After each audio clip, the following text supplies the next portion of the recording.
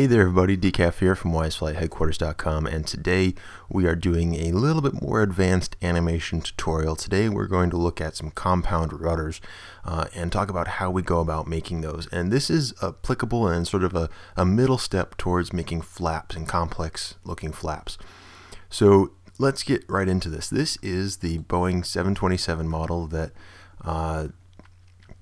Skyline made a while back.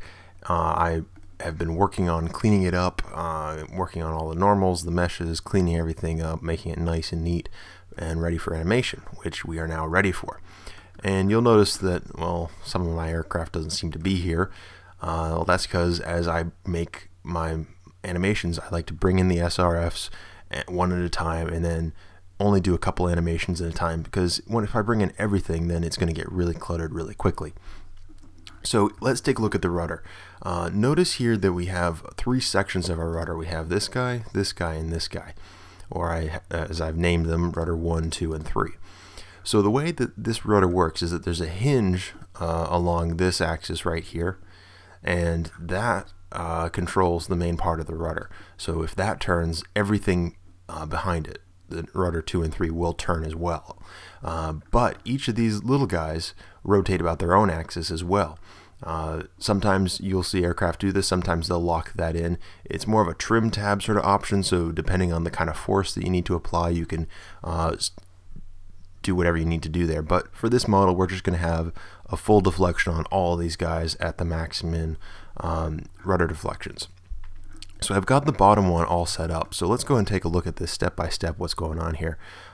So as we go up here, notice that in addition to rotating outwards, it also rotates about its own axis. And as we bring it back, you can see that happening, and it goes to the other side as well. So we're going to do the same exact thing to this upper model here. So first things first, I needed to make a center, so I just selected a few points to use as my center of rotation. And what we're going to do is follow pretty much the same process as the setup animation stuff that I showed you earlier, but before we bring it back into the regular model, we'll add one more step, and that's going to be the major difference here. So we're going to go ahead and bring up our end window, bring this guy to 0, 0, 0, and we're going to isolate him. And we're going to go into the number one view mode, and I already know what rotation this is going to be at, so I'm going to rotate this R44 degrees. Then I'm going to go ahead and select all these points here, my cursor there, snap my center there, and then move it back into position so that it's at the 0, 0 right here by itself. Then we're going to go to the top view, select this guy, and snap the cursor to the selection. Now we can go ahead and add in an empty. So we're going to add in our first empty here, right here, and I like to rename these right now. So this is going to be Rud 3 empty rotate, because this is what the object here, the third rudder, is going to be rotating around. And we'll set up our parent-child links. Control P, make parent. We'll check it out real quick. That works. And now what we're going to do is we're going to snap our cursor to our selection again, and we're going to add in another empty right on top of the first one. And this one we're going to call Rud 3 position. And there we go. So now what we're going to do is select, and if we right click on this right here, notice up here the piece that I have selected is changing. So I want the empty rotate one selected, then I'm going to hold shift and select my other one and parent that relationship. So now we're all set to bring this back into the regular model again. We're going to go into wireframe to go ahead and find it. There we go. And we're not going to select the empty rotate, we're going to select the empty position, the rudder 3 position, because that is the senior-most parent, if you will, in here. And we have our cursor over here, so we're going to snap our selection to the cursor, and now we are ready to begin positioning this. So now, because we've rotated this into the right, or positioned this in the right position, we want to now take the rotate empty, and now we're going to rotate this about the y-axis -44 degrees to get our angle. And now we have everything just about set up.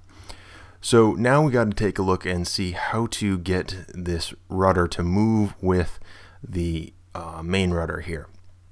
So why don't we try parenting this position one right into the rudder 1 empty down there.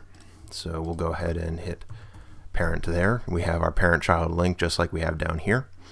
We'll go into solid mode just to see this better, and let's see if it moves. And it doesn't. Why did that not work? Okay, so what we have to do here, we'll undo a couple things. There we go.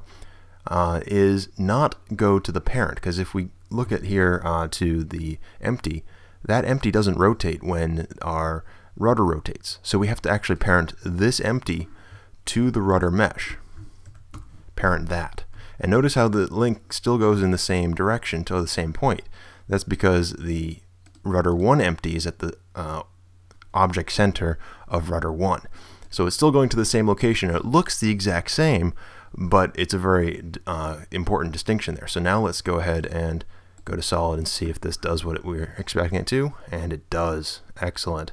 So now it's traveling with it.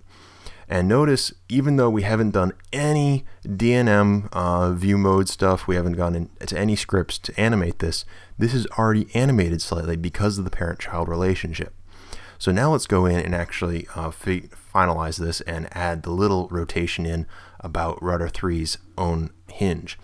So let's go to our script window, and we're going to select rudder.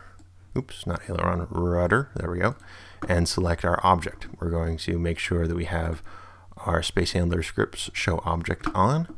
And let's get into this. So what we need to do is begin with our first keyframe here. So I rotate, go to the next one, RZZ. So now that this object is rotating around the rotated empty, we're going to go -10 degrees. Hit I rotate, go up one more keyframe, and now we're going to have to come back 20 degrees. So RZZ 20 degrees, and now it'll be in line with that. And as we can see here now, it is swinging back and forth. So that's pretty cool. We have a complex rudder now. We can make either one of these rotate when we need to. We could lock in this or lock in that one, however we wanted to set up our animations. There's not a way in WiseFlight to select, oh, I only want the lower rudder to go. So we just have to go with both of them or none of them. But since it's in the mesh, I wanted to have this feature in there and have both of them go. Well, it's going to look pretty cool. So if you have any questions about doing this, go ahead and throw me a comment down below, send me a PM on wiseflightheadquarters.com, and I'll be happy to talk with you about it.